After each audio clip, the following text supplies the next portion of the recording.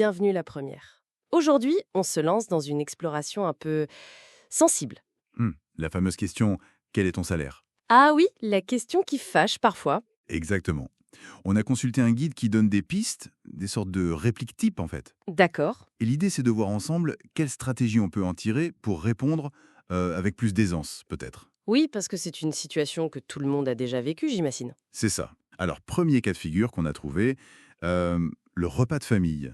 Imaginez la belle-mère un peu trop curieuse. Le grand classique. Voilà.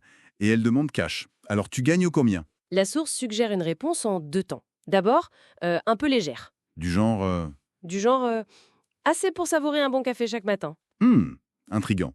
Et après? Et après, on pose une limite, mais gentiment. Genre, et le reste, c'est entre mon banquier et moi. Ah oui, pas mal. C'est l'humour pour commencer, Oui, et ensuite on ferme la porte, mais poliment, quoi. Ça évite de braquer. c'est l'idée. Le guide suggère même de rebondir sur autre chose, genre et toi, tu le prends comment ton café le matin? Malin. Ça détourne l'attention efficacement, tout en gardant une ambiance conviviale. Protéger son info perso sans craie de foi. Mais est-ce que ça risque pas de paraître un peu fuyant quand même, surtout en famille? C'est un équilibre à trouver, c'est sûr. Mais l'humour au début, ça aide à faire passer la pilule, tu vois. D'accord. Et puis le fait de relancer sur un sujet banal, ça montre qu'on n'est pas fâché, juste qu'on ne veut pas parler de ça.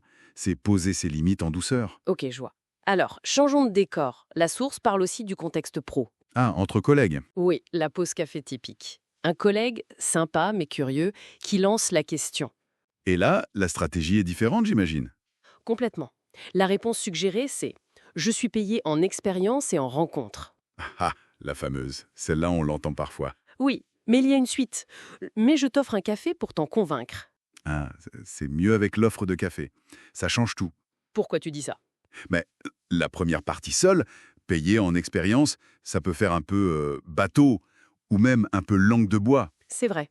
Mais l'offre de café, ça rend le truc concret, sympa, ça crée du lien, ça montre qu'on n'est pas fermé. Et ça évite de répondre sur le chiffre. Exactement. C'est une pirouette positive. On met en avant d'autres aspects du job, la richesse humaine, l'apprentissage, et on termine sur un geste convivial. C'est assez habile, je trouve. Ça valorise autre chose que l'argent, en somme. Tout à fait. On redéfinit la valeur. Et on le fait avec assurance et générosité. Troisième situation, plus tendue peut-être, l'entretien d'embauche. Ah oui, le moment clé où la question du salaire arrive. Qu'est-ce que le guide préconise? Alors, si on demande le salaire actuel ou les attentes, la réponse type serait « Je préfère parler de la valeur que j'apporte plutôt que d'un simple chiffre Hmm, ». Et d'enchaîner avec « Vous voulez en savoir plus ?» Très stratégique, ça. On déplace le débat. Oui, on passe du coût pour l'entreprise à la valeur ajoutée par le candidat. Exactement. C'est une façon de reprendre le contrôle de la discussion et d'éviter de se coincer avec un chiffre trop tôt. Ça demande d'être prêt à argumenter sur cette valeur, j'imagine. Ah bah oui, clairement. Ce n'est pas juste une phrase en l'air. Faut avoir préparé ses arguments.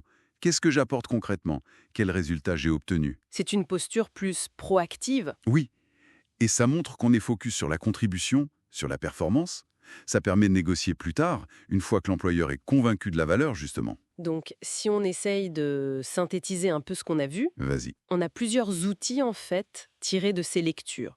L'humour pour désamorcer, la limite polie, la redirection vers un autre sujet. Le recadrage sur la valeur immatérielle comme l'expérience. C'est ça. Et puis la focalisation sur la valeur ajoutée en entretien. L'adaptabilité au contexte semble primordiale. Tout à fait. Ce ne sont pas tant des formules magiques que des illustrations de principes de communication. C'est-à-dire, Bah, derrière chaque réponse, il y a une intention. Désamorcer la gêne, protéger son jardin secret, orienter la conversation. d'accord, l'important c'est de comprendre ce mécanisme pour choisir l'approche qui nous correspond le mieux et qui est adaptée à la personne qu'on a en face et à la situation. C'est plus une question de psychologie que de phrases toutes faites, finalement. Exactement. Et ça nous amène à une réflexion un peu plus large, peut-être. Je t'écoute. Ces techniques qu'on vient de voir, l'humour, la déviation polie, le recadrage, comment est-ce qu'on pourrait les transposer? À d'autres situations. Oui, pour répondre à d'autres questions qu'on peut juger personnelles ou délicates, que ce soit au travail, entre amis ou même ailleurs. C'est une piste intéressante. Comment adapter ces stratégies pour d'autres sujets sensibles? Voilà. C'est une question à méditer, je pense. Comment utiliser ces outils de communication pour naviguer toutes sortes de conversations potentiellement inconfortables? Ça dépasse la simple question du salaire, en fait.